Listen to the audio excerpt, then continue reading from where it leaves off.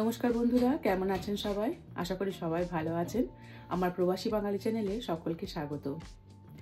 তো এখন আমরা চলে যাচ্ছি একটি বাংলাদেশি দোকানে মাছ নেওয়ার জন্য আর চিকেন নেওয়ার জন্য। অনেকদিন বাড়িতে ছিলাম না, তো পুরো ফ্রিজ ফাঁকা হয়ে আছে। আজকে নিয়ে আসি সব কিছু। তো সঙ্গে থাকুন, পুরো ভিডিওটা দেখুন। ভালো লাগলে ভিডিওটি লাইক করবেন, শেয়ার করবেন।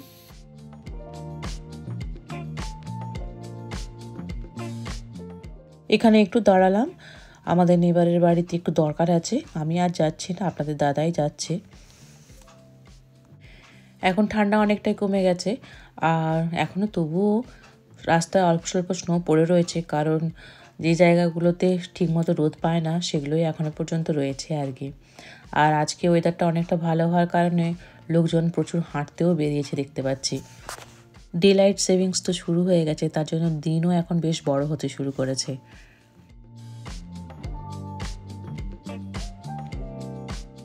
আমরা এখন যে জায়গাটিতে যাচ্ছি সেটা হচ্ছে বস্টনের দিকে। সেটা হচ্ছে একটা শহর, নাম হচ্ছে কেমব্রিজ।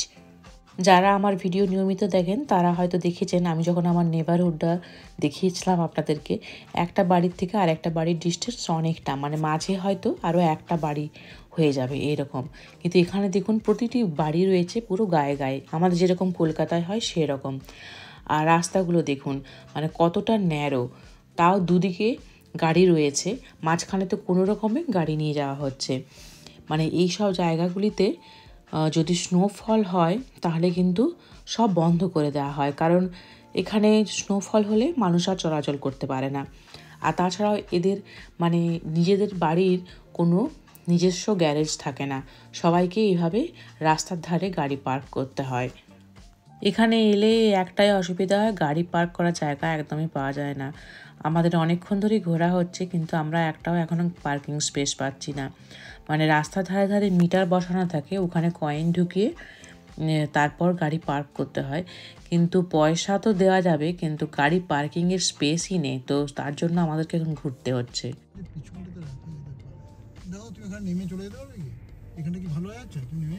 আমি পারবো। অবশেষে গাড়ি পার্ক করে আমরা ভেতরে ঢুকেছি।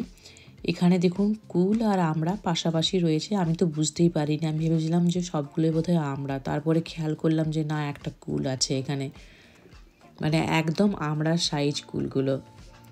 তার সাথে সাথে এখানে কাঁচা আমও রয়েছে, আর এপাশে রয়েছে কামরাঙা, তো সব চাটনি জিনিসপত্র রয়েছে আর কি।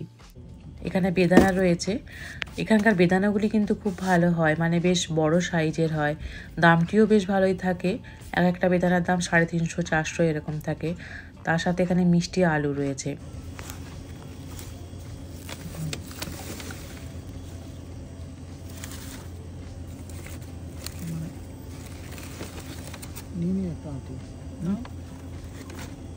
দেশি দোকান থেকে সবজিগুলোই নেওয়া হয়, আর ফ্রুটসগুলো আমরা আমেরিকান স্টোর থেকেই নিই। মেটে আলু,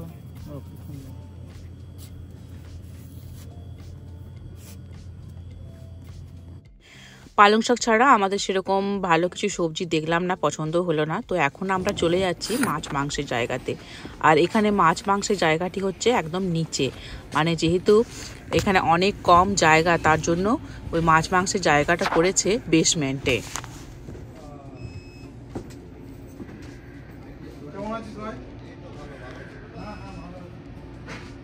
আমাদেরকে দেশি মাছ খেতে হলে এরকম ফ্রোজেন মাছই খেতে হয়, আর ফ্রিজারে থাকে এরকম।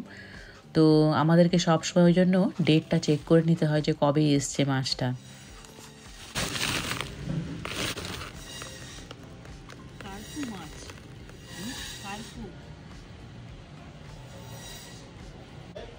এরকম সারি সারি সব ফ্রিজার রয়েছে, আর ভেতরে সব এরকম ফ্রোজেন মাছগুলো রয়েছে।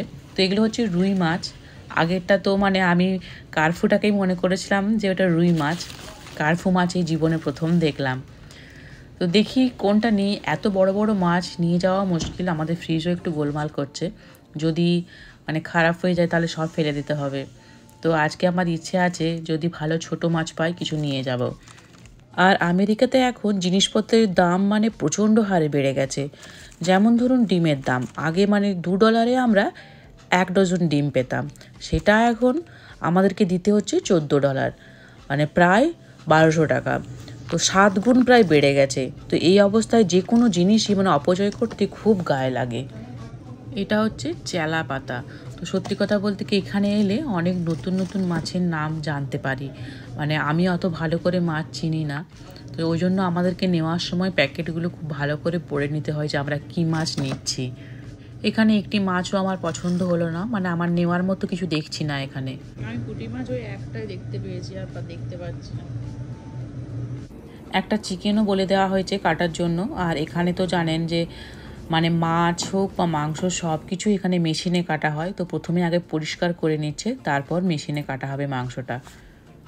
বাংলাদেশি দোকান থেকে চিকেন নিলে আমাদের কোনো ঝামেলা থাকে না, মানে একদম সুন্দর করে পরিষ্কার করে দেয়, তারপর কেটে দেয়, যেটা আমেরিকান স্টোরে করা হয় না। মেশিনে কাটা হচ্ছে এখন চিকেনটা, আর আমাদেরকে জিজ্ঞেস করে নেয় যে কীরকম পিস হবে। আমরা যেরকম বলি সেরকমই পিস করে দেয়।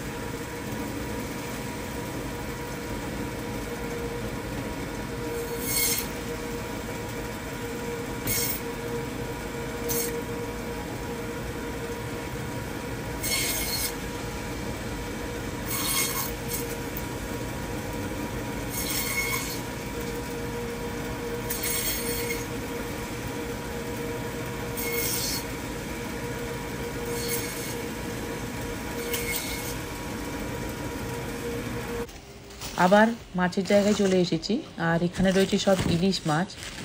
আগে নিয়ে গেলাম একবার, মাস 2 আগে, সে সময় ইলিশ মাছটা খুব ভালো পেয়েছিলাম। তো এখন মনে হচ্ছে মাছটা একটু পুরনো লাগছে দেখতে আর কি। তবে সব মাছগুলোই কিন্তু পদ্মার ইলিশ। আবার কিছুদিনের মধ্যেই নতুন লট আসবে মাছের, সেই সময় এসে ইলিশ মাছ নিয়ে যাব। আসলে অনেকদিন ধরে এরকম প্যাকেটের মধ্যে থাকে ফ্রোজেন অবস্থাতে, তো বুঝতে পারছি না মানে দেখে যে মাছটা ঠিক ভালো আছে কি নেই। এখানে এই বাটা মাছের ট্রেটা খুব ভালো লাগছে, এটা আমরা নেব। আর এখানে সরপুটিও রয়েছে, এটাকে রানীপুটিও বলা হয়, দেখতে পাচ্ছি নাম লেখা রয়েছে রানীপুটি। এটাও দেখে মনে হচ্ছে বেশ ফ্রেশ আছে। তবে আমরা এটা নিচ্ছি না, আমরা শুধু ওই বাটা মাছটাই নেব আজকে। আর তার সাথে তো রয়েছে চিকেন। বাবু জাতের পাউন্ড কত করে নাও তুমি? জাতের পাউন্ড হাঁসের মাংস? আচ্ছা তুই 499 কেটে পেটে সব পিস করে দিবি। মাছ মাংস নেওয়া হয়ে গেল, এখন বাড়ি ফিরে যাচ্ছি। বাড়ি গিয়ে দেখা হচ্ছে আপনাদের সাথে।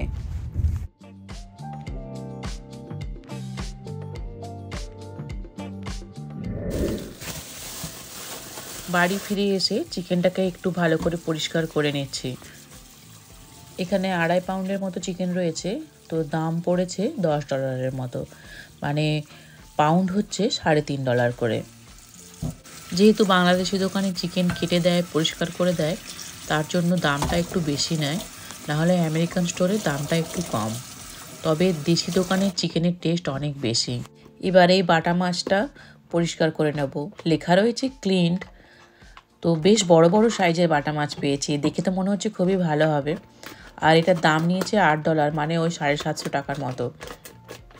তো এখন তো ফ্রোজেন অবস্থায় রয়েছে, একটুখানি গলিয়ে নিতে হবে, তারপরই বোঝা যাবে যে পরিষ্কার রয়েছে কি নেই।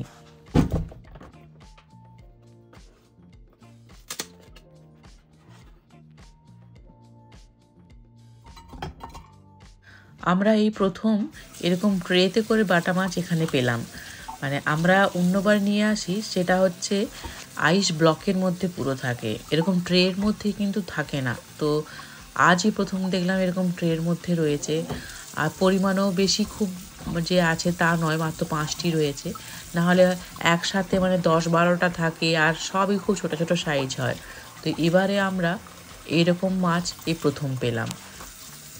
একটু নরম হোক মাছটা, তারপরে দেখব ভেতরটা কীরকম রয়েছে। মাছগুলো নরম হয়ে গেছে, আর এই যে দেখুন ভেতরটা একদম পুরো পরিষ্কার করা রয়েছে। যদি ডিম আছে সেই ডিমটুকু শুধুমাত্র আছে, বাকি সবটাই পরিষ্কার রয়েছে।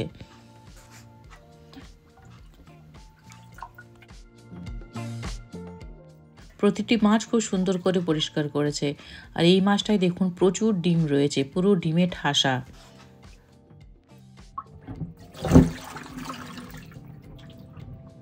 মাথাগুলো চেক করা হলো না, তো মাথাগুলোও দেখছি খুব সুন্দর করে পরিষ্কার করে দিয়েছে, কানকোটাকে ফেলে দিয়েছে। তো পেটটাও পরিষ্কার, মাথাটাও পরিষ্কার। তো আমাকে এখন শুধুমাত্র এই আঁশটা ছাড়িয়ে নিতে হবে, ওটাই শুধু করা নেই।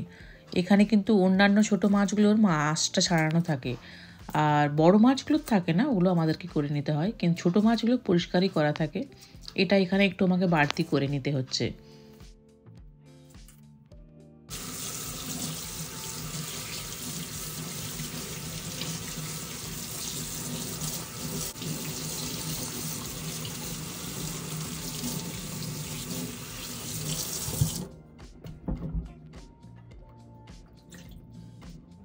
এবার রান্নাটা শুরু করছি। তো এখন আমি মাছটা রান্না করে নিচ্ছি, আর আজকে করব বাটা মাছের ঝাল। আমি চিকেনটা সন্ধেবেলায় করব। আমরা বেশিরভাগই চেষ্টা করি মানে রান্নাটা উইকেন্ডে করে রাখার, যেহেতু দুজনেই কাজ করি, তো তার জন্য উইকডেজে আর সময় থাকে না। তো কিছু দরকার হলে তখন হয়তো আমরা সন্ধেবেলায় কিছু একটা বানিয়ে নিই, আর না হলে বেশিরভাগটাই আমরা চেষ্টা করি উইকেন্ডে করে রাখার। যারা আমার ভিডিও দেখেন তারা হয়তো লক্ষ্য করেছেন যে আমি সব সময় একটু বেশি পরিমাণে ওই জন্য রান্নাটা করি। এই মাছগুলো আমার ভাজা হয়ে গেছে, আমি তুলে নিচ্ছি। যে কটা মাছ বাকি আছে সেগুলো একইভাবে ভেজে নেব। বন্ধুরা, যারা আমার ভিডিওগুলি নতুন দেখছেন প্লিজ চ্যানেলটিকে সাবস্ক্রাইব করে দেবেন, তাহলে আমি ভিডিও আপলোড করলে আপনারা নোটিফিকেশান পেয়ে যাবেন। মাছগুলি তুলে নিয়ে আমি ওই তেলেই গোটা জিরে ফোড়ন দিলাম, এর সাথে আমি রসুন আর আদাটা দিয়ে দিলাম। তো খুব ভালো করে রসুন আর আদাটি ভেজে নিয়ে এর মধ্যে আমি পেঁয়াজ দিয়ে দিচ্ছি। পেঁয়াজে আমি একটু লবণ দিচ্ছি, তাহলে পেঁয়াজটা তাড়াতাড়ি নরম হয়ে যাবে। আর একটুখানি ঢাকাও দিয়ে রাখছি। ভিডিও করা হয়নি, আমি ওই পেঁয়াজের মধ্যে একটু জিরে গুঁড়ো দিয়েছি আর ধনে গুঁড়ো আর দিয়েছি তার সাথে কাঁচা লঙ্কা, টমেটো। খুব ভালোভাবে মশলাটা কষিয়ে এর মধ্যে আমি জল দিয়ে দেব। আমি কোনো ঢাকা দিইনি, আর এখন জলটা খুব ভালোভাবে ফুটছে, এর মধ্যে আমি মাছগুলো দেব। সব মাছগুলো দেওয়ার পরে আমি কিছুক্ষণ ঢাকা দিয়ে রাখবো, ওই 5-7 মিনিট।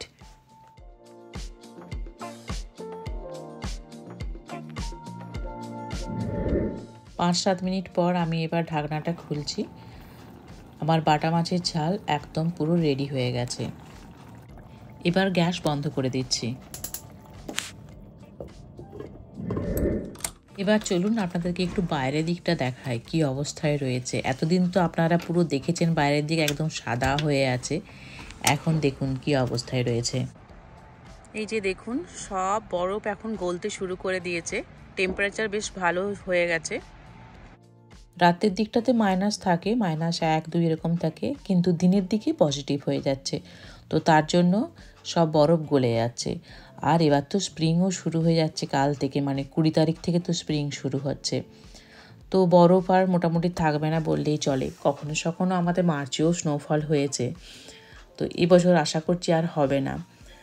আর এবার আমরা মানে দেখতে পাবো গাছের পাতা বেরোচ্ছে আর কি, পুরো সবুজ হয়ে যাবে চারপাশ। এই সাদা থেকে এবার একদম সুন্দর সবুজ হয়ে যাবে চারদিক, খুব সুন্দর দেখতে লাগে স্প্রিংয়ে চারপাশ। প্রায় দীর্ঘ 6 মাস ধরে এভাবে গাছগুলি দাঁড়িয়ে রয়েছে, মানে একটিও গাছে পাতা নেই। পুরো দেখে মনে হচ্ছে গাছগুলি হয়তো বেঁচে নেই, কিন্তু আর মানে সপ্তাহ 2 পরে যদি আপনাদেরকে এই পাশটায় আমি দেখাই আপনারা চিনতেই পারবেন না, পুরো সবুজ হয়ে যায়। এখন তো পিছন দিকে গাড়ি যাচ্ছে দেখা যাচ্ছে, তখন এখানটা মনে হবে একদম গভীর জঙ্গল, মানে এত সুন্দর দেখতে লাগে এই পাশটা।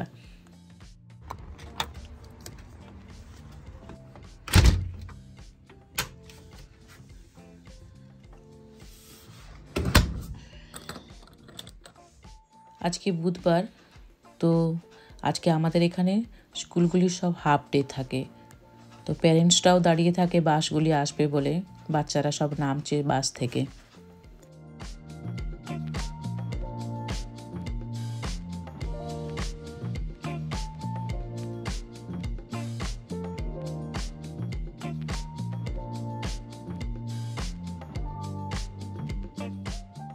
আপনাদের আজকের ব্লগ কিরকম লাগলো কমেন্টে জানাবেন। ভালো লাগলে ভিডিওটি লাইক করবেন, শেয়ার করবেন। দেখা হচ্ছে অন্য কোনো ব্লগ নিয়ে।